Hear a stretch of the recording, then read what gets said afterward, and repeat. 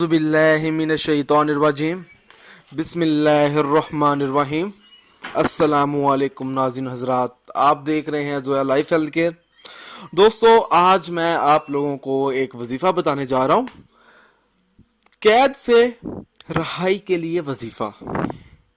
دوستو، اس وظیفے کی اجازت عام ہے، آپ لوگوں کو مجھ سے اجازت لینے کی کوئی ضرورت نہیں ہے، آپ یہ وظیفہ کر سکتے ہیں، اور نہ ہی آپ مجھ سے پوچھیں کہ آپ بھائی مجھے اجازت دیں وظیفے کی، آپ یہ وظیفہ کر سکتے ہیں۔ دوستو، مگر میری آپ لوگوں سے ایک گزارش ضرور ہے، آپ نے یہ وظیفہ صرف اور صرف اپنے جائز مقصد کے لیے استعمال کرنا ہے، ناجائز مقصد کے لیے کبھی استعمال نہیں کرنا دوستو، ورنہ کوئی فائدہ نہیں ہوگا وظیفے کا۔ دوستو، ہر وظیفے کے لیے نماز کی پابندی لازمی ہوتی ہے، اگر آپ 5 وقت کی نماز ادا نہیں کریں گے تو وظیفہ کرنے کا کچھ فائدہ نہیں ہوگا۔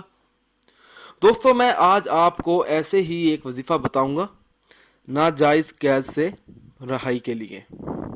دوستو، اگر کسی کو ناحق قید میں ڈال دیا گیا ہو اور اس شخص کو انصاف نہ ہو رہا ہو، شخص کے ساتھ کوئی ایسی صورت دکھائی نہ دے رہی ہو کہ وہ قیدی رہا ہو جائے، تو ایسی صورت میں اس کے گھر والوں کو چاہیے کہ وہ یہ وظیفہ ضرور کریں، انشاءاللہ تعالیٰ ضرور کامیابی ملے گی۔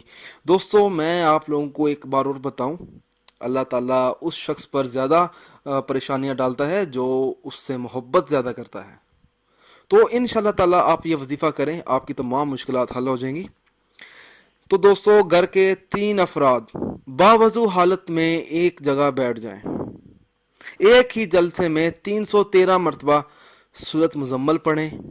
دوستو، اگر آپ سورت مزمل نہیں پڑھ سکتے تو سورت فاتحہ پڑھ لیں، اگر آپ سورت فاتحہ بھی نہیں پڑھ سکتے یا پھر آپ سورت یاسین وغیرہ پڑھ لیں، اگر آپ ان تینوں صورتوں میں سے کوئی ایک صورت پڑھ لیں، میں آپ لوگوں کو دوبارہ بتا دیتا ہوں کہ ایک ہی جگہ بیٹھنا ہے 3 افرادوں نے، تو جو گھر کے 3 لوگ ہوں گے انہوں نے 313 مرتبہ سورت مزمل، سورت یاسین یا سورت فاتحہ، ان تینوں میں سے کوئی ایک سورت آپ لوگوں نے 313 مرتبہ پڑھنی ہے۔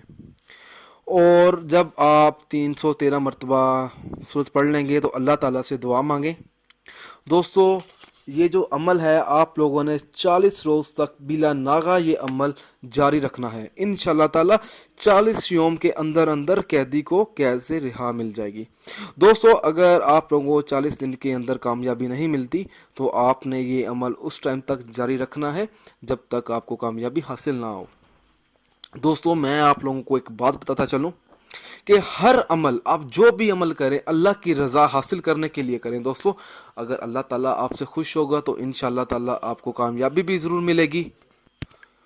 دوستو، ان افراد کے وظائف اور عمل تو بے اثر رہتے ہیں جو 5 وقت کی نماز ادا نہیں کرتے اور دیگر فرائض ادا نہیں کرتے۔ دیگر فرائض کون سے ہوتے ہیں؟ سب سے بڑا فرائض تو یہ ہے اپنے ماں باپ کی قدر کرنا، ان کی عزت کرنا، ان کی خدمت کرنا، سب سے بڑا فرائض ہے۔